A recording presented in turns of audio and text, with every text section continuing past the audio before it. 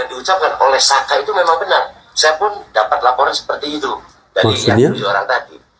Maka saya punya pemikiran bahwasanya proses dari awalnya pun sudah terjadi manipulasi. Tidak ada satu manipulasi. Ya, maka muncul jadi terkesan polisi ini asal tangkap. Sangat ironis. Kalau polisi asal tangkap saya mendengar di mana-mana seringkali dilakukan. Tapi ada sebarang salah tangkap begitu sampai Polresta selesai. Polres selesai kan. Kembali lagi ke yang tadi ya. Pengakuannya itu dari siapa itu? Ya pengakuan salah satu narapidana itu namanya Sudirman ya. Sudirman mengatakan saya tidak melakukan tapi saya takut. Kenapa takut? Badan saya sakit, disetrum, dipukulin, diapain. Itu pengakuan dia ke saya, ya sama petugas tentunya. Suruh mengakui apa yang tidak dia lakukan. Maka karena dia secara fisik mengakui apa yang tidak dilakukan, orangnya sakit-sakitan, dan yang kedua kurus, dia udah nggak tahan, maka dia akuin, dan semua para pengakuan itu mengatakan hal yang sama. Assalamualaikum warahmatullahi wabarakatuh. Salam salve, Om Swastiastu, Namo Buddhaya, salam kebajikan, salam waras. Teman-teman, jumpa lagi bersama saya di Freddy Kako Channel. Video saya kali ini masih tentang Vina Cirebon ya. Mendengar ungkapan dari Bapak Budi Permadi yang merupakan seorang mantan narapidana ya. Dia mengungkapkan bagaimana ada pengakuan yang cukup mengejutkan dari tahanan ya. Tahanan atau napi terkait dengan peristiwa Vina Cirebon. Jadi di mana di dalam penjara ini para napi menceritakan bahwa mereka itu dipaksakan untuk mengakui sesuatu yang tidak pernah mereka lakukan.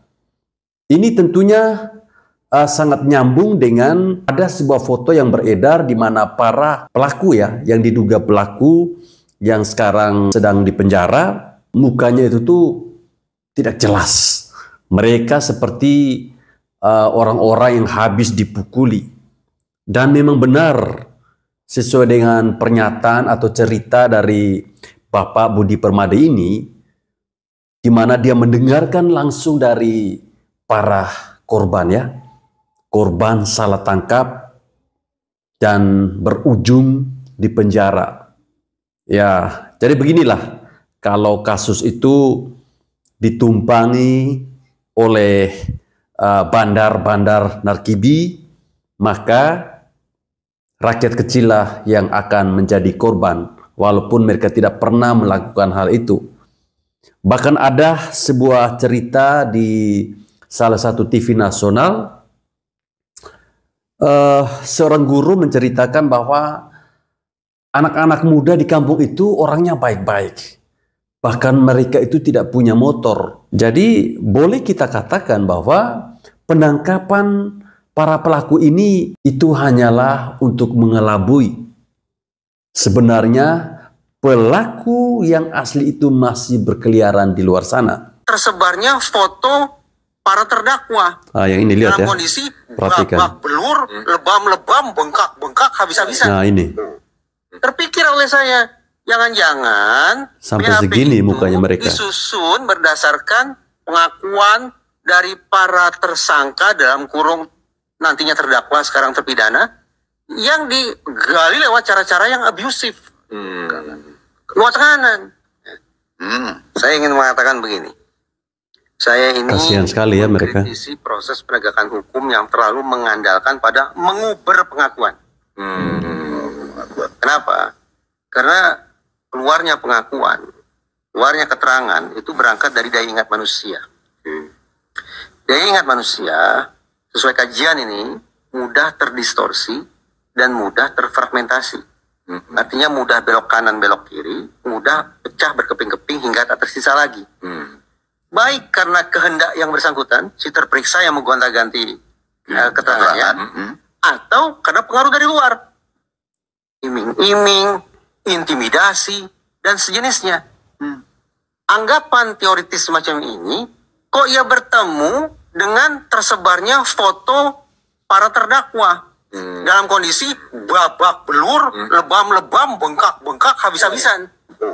Terpikir oleh saya, jangan-jangan BAP itu disusun berdasarkan pengakuan dari para tersangka dalam kurung nantinya terdakwa sekarang terpidana yang digali lewat cara-cara yang abusif. Lewat kanan. Itu. Kan tingkat keberadaban personil penegakan hukum kita seperti apa nih? Melakukan pengorekan atau penggalian informasi masih dengan cara-caranya abusif macam itu. Saya khawatir demikian, karena sekali lagi, perspektif keilmuan ini kok ya bertemu momennya dengan tersebarnya foto para terdakwa. Mungkin saat itu tersangka. Bayangkan ya, kita di posisi mereka yang sama sekali tidak melakukan perbuatan itu, kemudian dipaksakan untuk mengakui perbuatan itu dengan cara-cara mengancam, dipukuli, distrum. Siapa sih yang tidak takut?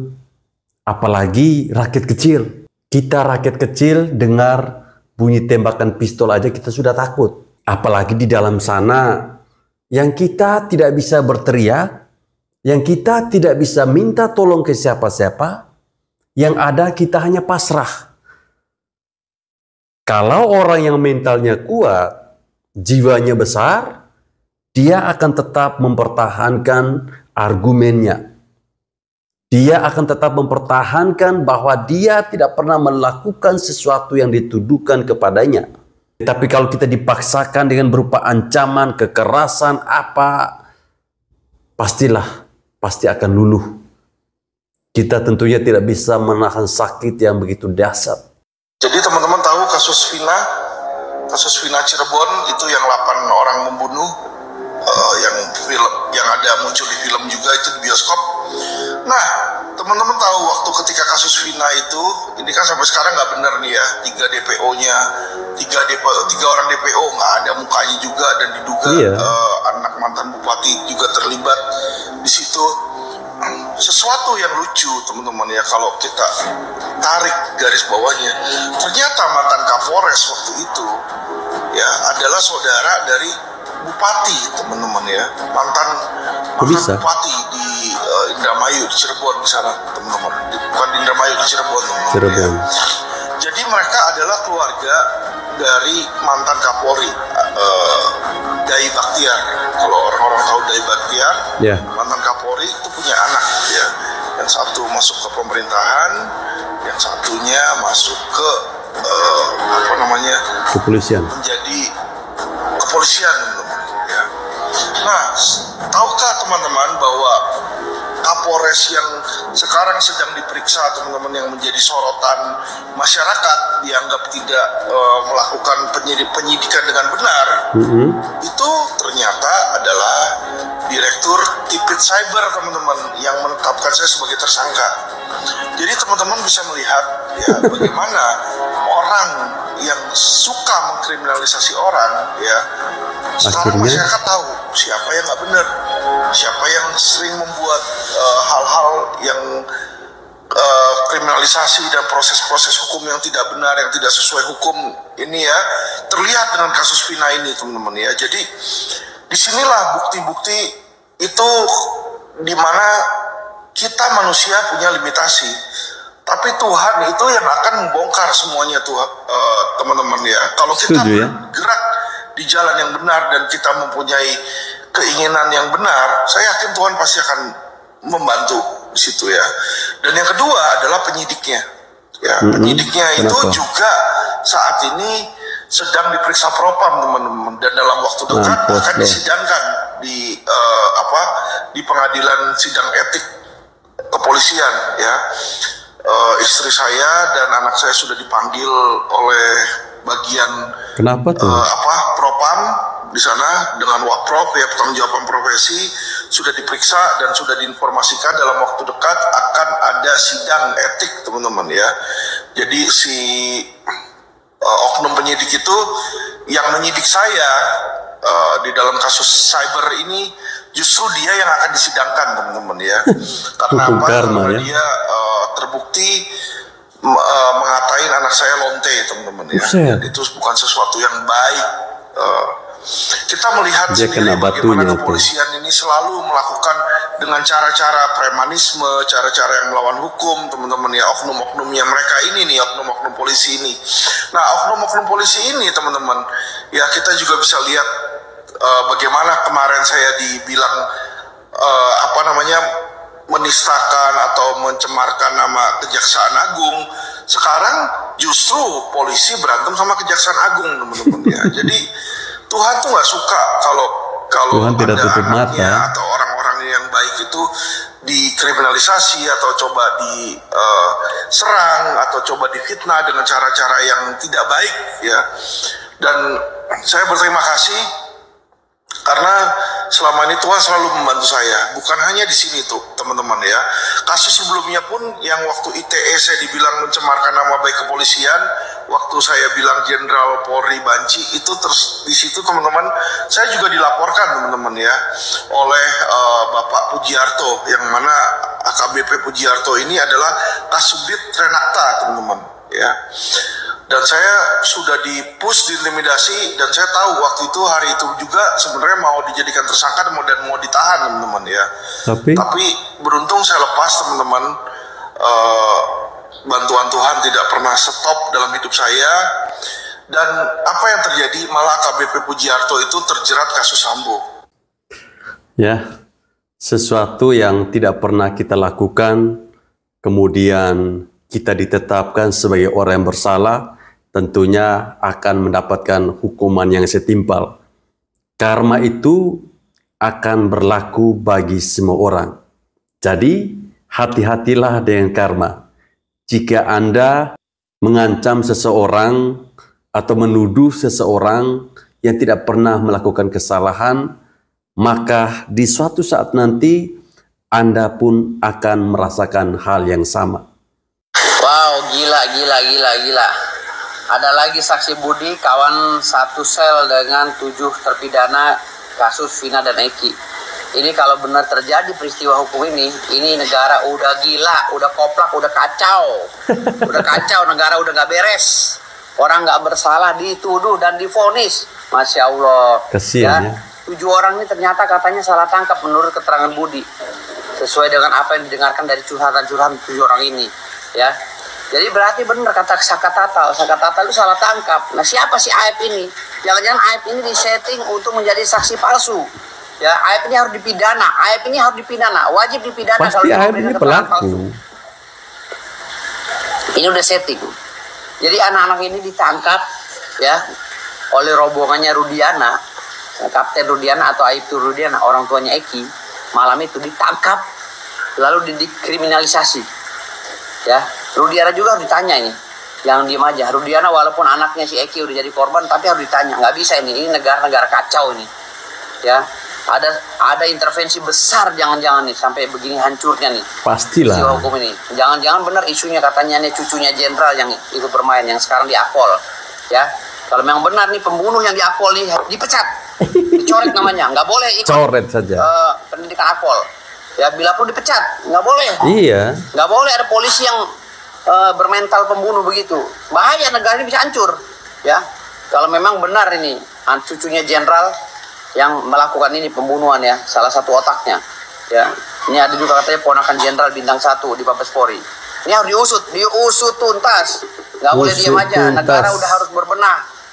Ini Menko Polhukam mana sih suaranya? Ya Allah, ini kasus udah viral, Menko Polhukamnya masih diam aja nih, negara apa sih? Siapa ya Menko-nya? Kompolnas mana? Tolong bersuara dong, Kompolnas.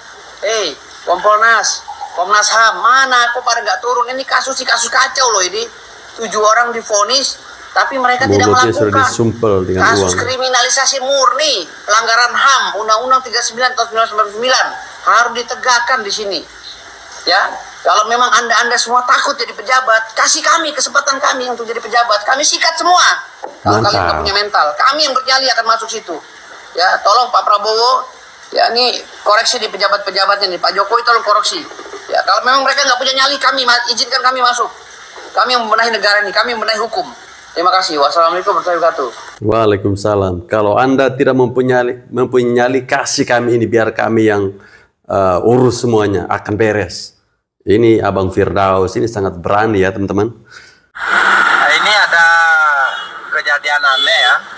Salah satu anggota geng motor XDC dan satu lagi anggota geng motor Monreker mengaku tidak punya motor.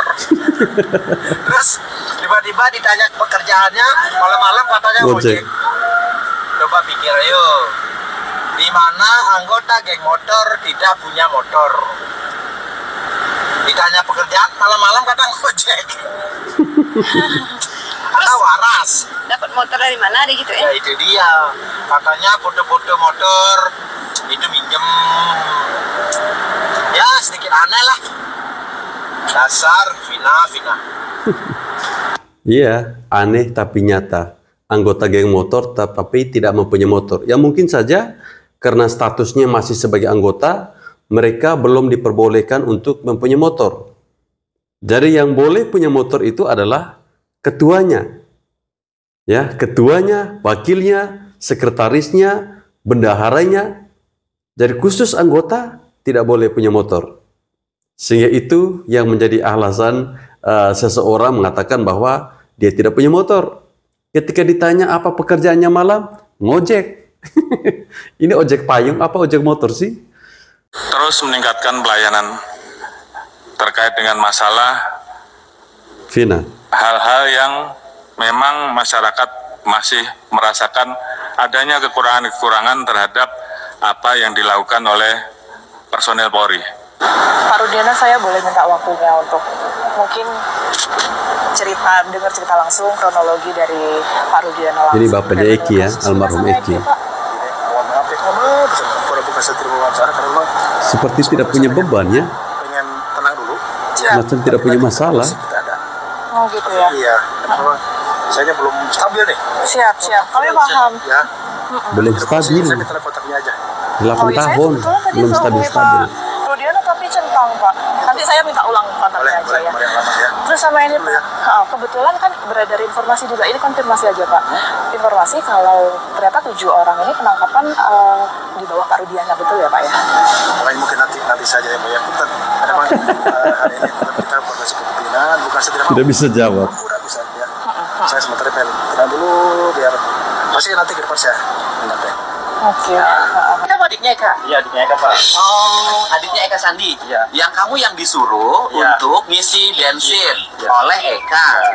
Berapa kasih duit? 10.000, Pak. 10.000. Kemudian kamu bonceng Sakatatar Iya. ke SPBU. Iya. Pulang dari SPBU langsung ke gang SMP 11. Iya. Akhirnya kamu ditangkap juga. Langsung ditangkap, Pak. Sakatatar ditangkap. Tangkap. Terus kemudian Sakatatar malah di penjara. Iya. Kakakmu di penjara. Iya. Kenapa kamu enggak? Saya dari sore sampai sore lagi saya buka Pak. Saya tidak membunuh, Pak. Jadi ya saya terus bilang aja, enggak tahu. Sampai akhirnya bonyok, remek, kayak ibaratnya lah kayak Kristen lah, muka bulat semua, Pak. Ya akhirnya dibebasin sorenya, Pak. Besok sorenya dikeluarin. Kamu digebukin Sampai tapi nggak ngaku. dipukul. Enggak, Pak. Yang gebukin siapa sih? Polisi.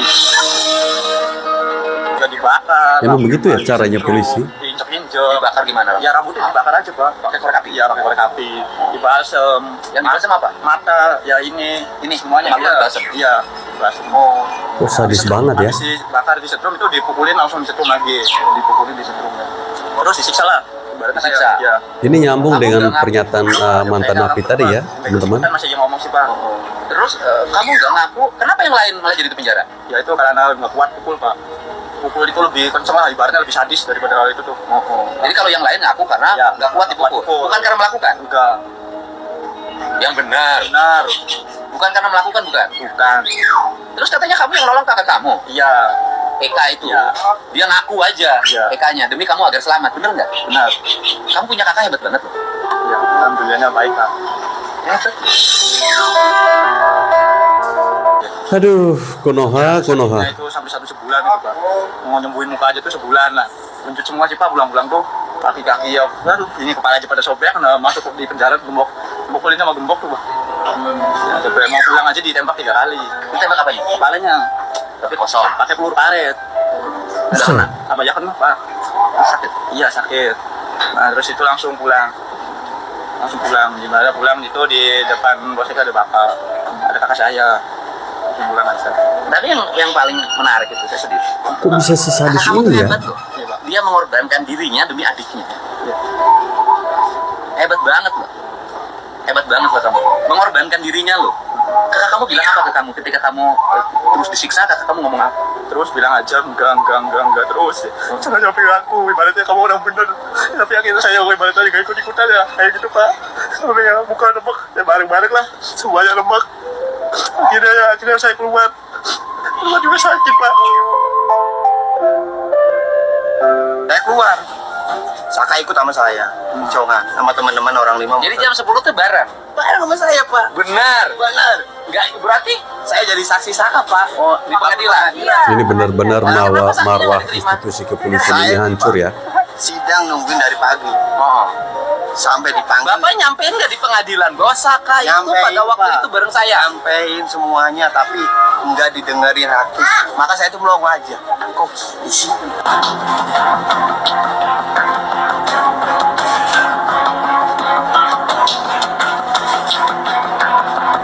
Jujur ada film Vina ya. Kok gini sih? Nggak disumpah, nggak apa. Saya Bapak jadi saksinya disumpah nggak? enggak. Saya duduk sama anak-anak nih banyak. Bukannya Pak. saksi itu disumpah dulu ya? Bapak di BAP jadi saksi? Iya. Jadi saksi, menyatakan seperti ini? Iya. Sama omongan Terus saya. dimasukin ke pengadilan? Iya. Tapi Bapak tidak jadi saksinya tidak diambil sumpah? Disumpah. Enggak. Loh, kan saksi di pengadilan disumpah dulu, Pak? Enggak.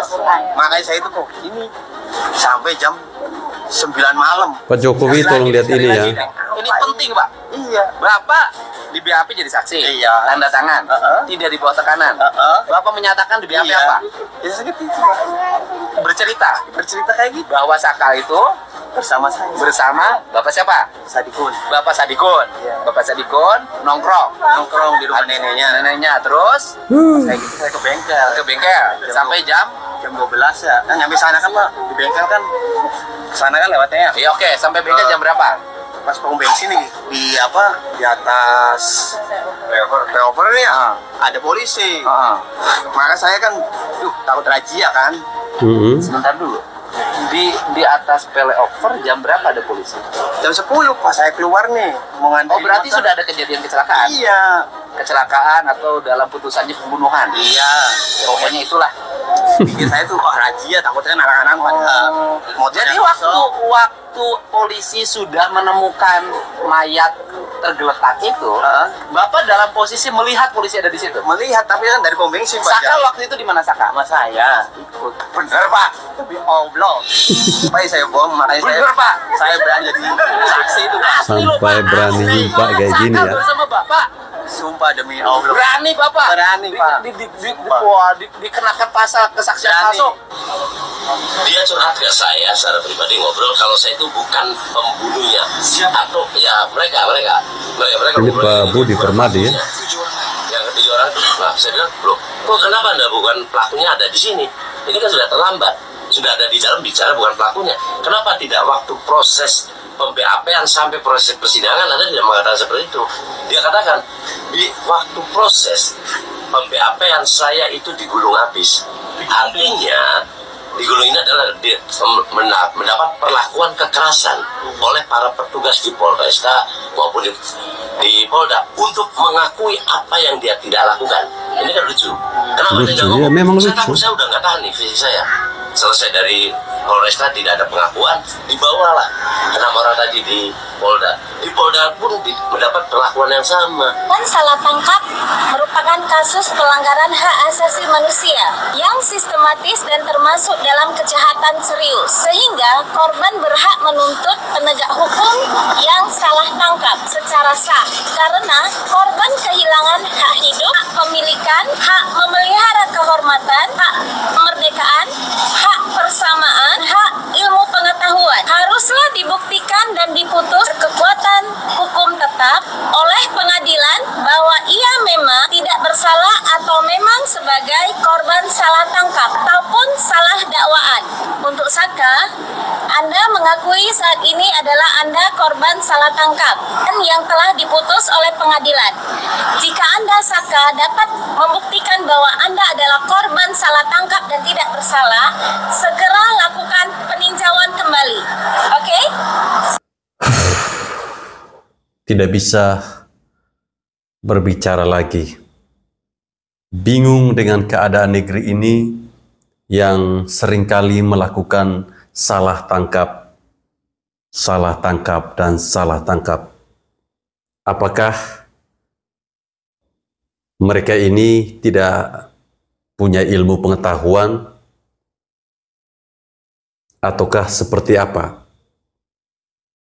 Peristiwa Vina Cirebon, teman-teman, pelaku yang saat ini sedang mendekam di penjara, mereka ini benar-benar menjadi korban salah tangkap. Bisa saya pastikan kalau kita mendengar dari cerita-cerita para saksi ya, mereka dipukuli, bahkan ada yang ditembak, digosok balsem di matanya. Mereka melakukan cara seperti ini agar para pemuda-pemuda ini bisa mengakui bahwa mereka yang melakukan pembinaan itu. Sampai kapan sih kita terus menahan sakit? Kalau terus dipaksa seperti itu, ditonjok terus. Dan Tuhan tentunya tidak akan menutup mata terkait dengan peristiwa ini. Percayalah bahwa kebenaran akan mencari jalannya sendiri. Baik teman-teman, saya kira sampai di sini video saya. Jangan lupa untuk terus nonton channel ini, share video ini sebanyak-banyaknya agar semakin banyak yang tahu cerita tentang Vina Cirebon.